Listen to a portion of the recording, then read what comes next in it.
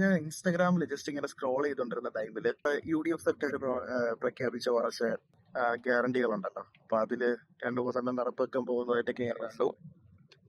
June 15 മുതൽ സ്ത്രീകൾക്ക് KSRTCയിലെ സൗജന്യ യാത്ര. Okay, fine.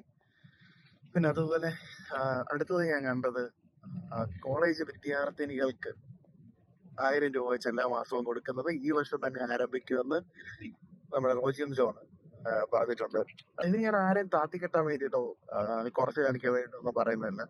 പക്ഷെ എനിക്ക് തോന്നിയ ഒരു കാര്യം ഞാൻ പറഞ്ഞത്, പ്രത്യേകിച്ച് എന്റെ ലൈഫായിട്ട് എനിക്ക് റിലേറ്റ് ചെയ്യാൻ പറ്റുമോന്ന് അറിയില്ല.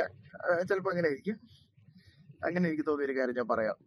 എന്റെ ഒരു അറിവ് വെച്ചിട്ട് പെൺകുട്ടികളെക്കാൾ കൂടുതൽ കുടുംബത്തിന് വേണ്ടി കഷ്ടപ്പെടുന്നതും എല്ലാം ചെയ്യുന്നത് ആൺകുട്ടികളല്ലേ. എന്തുകൊണ്ട് ഈ ആൺകുട്ടികൾക്ക് വേണ്ടിയിട്ടൊരു പദ്ധതിയോ വല്ലതും പ്രഖ്യാപിക്കുന്നില്ല? അതിനെപ്പറ്റി സർക്കാർ എന്തെങ്കിലും ആലോചിക്കുന്നുണ്ടോ? Maybe I don't know, എന്തെങ്കിലും ആലോചിക്കുന്നുണ്ടോ എന്നറിയില്ല. ഇതുവരെ എന്തായാലും ഞാൻ അങ്ങനെ ആൺകുട്ടികളെ പ്രൊമോട്ട് ചെയ്തോ പുരുഷന്മാരെ പ്രൊമോട്ട് ചെയ്തോ അങ്ങനെ ഒന്നും കണ്ടിട്ടില്ല. നമ്മള് മനുഷ്യരല്ലേ, നമുക്ക് ജീവിക്കട്ടെ. അതുകൊണ്ട് നമ്മളെ കൂടെ ഒക്കെ ഒന്ന് പരിഗണിക്കുക.